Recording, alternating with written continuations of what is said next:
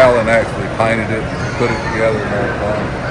It's a 85 IROC V. It's got the first year they come out with the tune port injection, fuel injected car. Basically the same motor that was in the Corvette. And it's all original stock, other than it's been bored with 327. Did y'all buy this new, or was it one that? It's actually been in her family for a long time.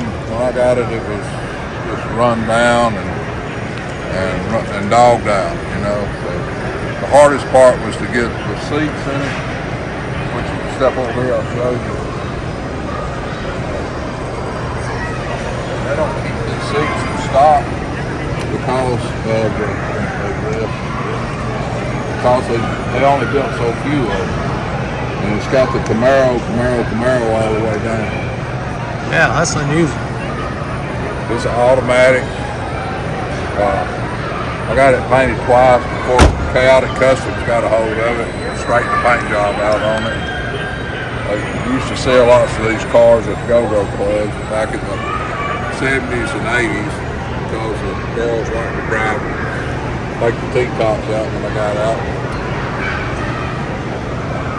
It is beautiful. I bet your wife enjoys driving it, doesn't she? She does. I start saying it's probably one you don't drive, though, I guess. Well, it sits in the garage parked this, but she drives it more than I get to drive this. You know, yeah, she wouldn't take nothing for it because it's been in the family and it's got passed down. When I got a hold of it, the tires were flat on it. Been setting up for about 2 or 3 years out in front of her cousin's house. This is the pictures of it, what we did with it.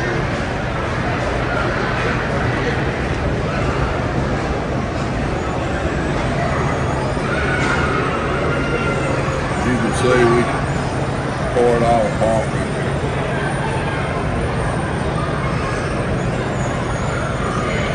Y'all have done a lot of work on that, haven't you?